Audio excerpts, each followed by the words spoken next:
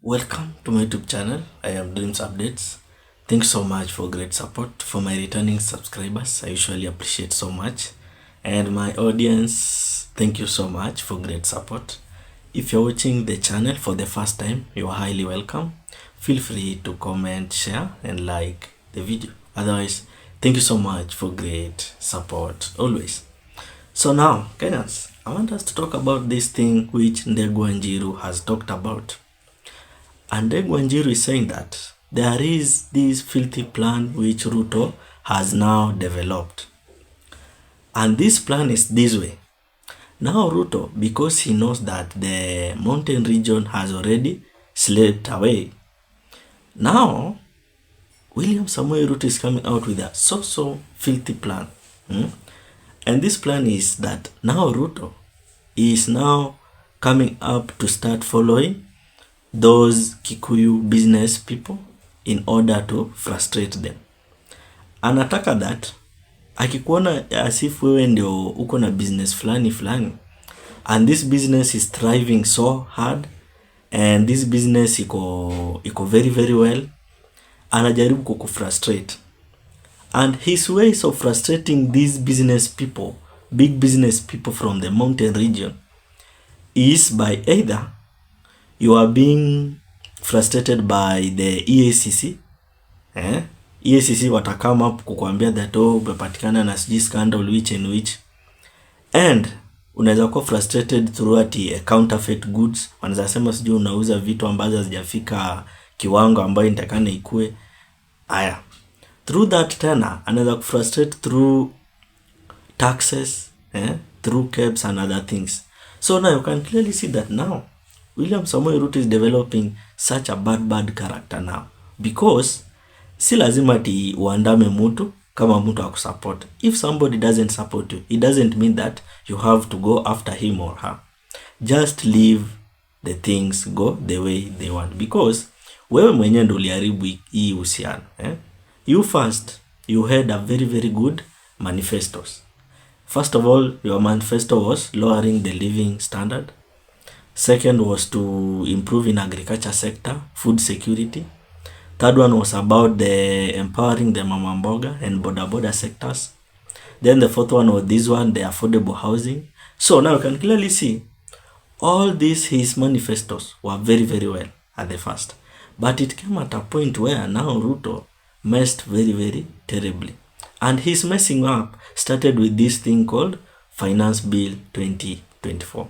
That's where the major cause of his downfall, because at that time people rejected this finance bill, but Ruto kutokana na ile kiburi yako nayo yakaamua that this finance bill must be forced into the parliament and must be passed whether you like it or not.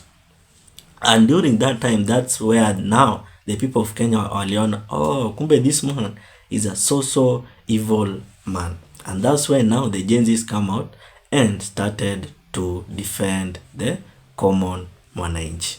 So at that time, Gen Z coming out, so some of the people didn't know what is going in that finance bill on that time. But after the Gen Zs came out, now after that, that's when now people macho ikafunguka na wakajua kweli yule ambayo wana deal na yeye, it's not a common person they are dealing with. It is such a person mwenye hataki kujua, ye bora Kenya amesema. So now Ruto is coming out with such a filthy plan, and this plan Ndegwa Njiru is talking about. And this plan is so bad. How can it be possible you are following up after a person mwenye hataki maneno yako? Ruto anajua vizuri the mountain already, lose the mountain. Hata afanye nini, it will be so hard to go back to the mountain, because ali promise. Ndio, even if you promise something, you have to accomplish what you promised. But Ruto, what he messed up is promising people and not delivering what he promised. He promised people very well, the mama mboga and boda sector. So now he's coming out again to start following those mama mbogas and the boda sector over some of the issues which doesn't even make sense. So now Ruto now has these plans, and these plans already Ndegwa Njiru has talked about. And the first plan is about frustrating these big businesses owned by the Mount Kenyans people. So now, if Samuel Ruto will be now going after these businesses, it means that he is very, very desperate. Because even if you are desperate, don't show that you are desperate. And now, what is happening now with our Ruto now, our president, is that yeye, as long as tu kitu kidogo imemkosea, yeye anataka that I make it ikuwe kubwa. That's why now he's going after these business people. Through frustrating them, nini wanakutumia sijui mara EACC, mara ti goods zako haziko in good standard, mara sijui vitu tu mingi. So mara tunauza a counterfeit goods.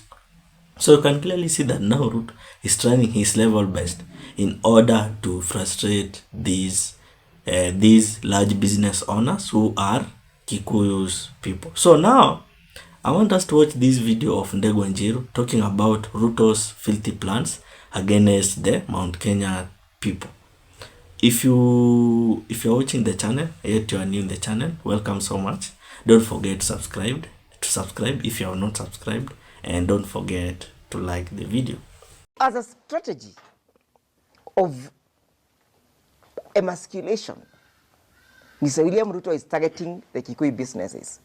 If you're a Kikuyu businessman, you are either being pursued by the anti-counterfeit goods, or the taxman, or you are being pursued by KRA, or you are being pursued by the EACC, or you are being pursued by the DCI.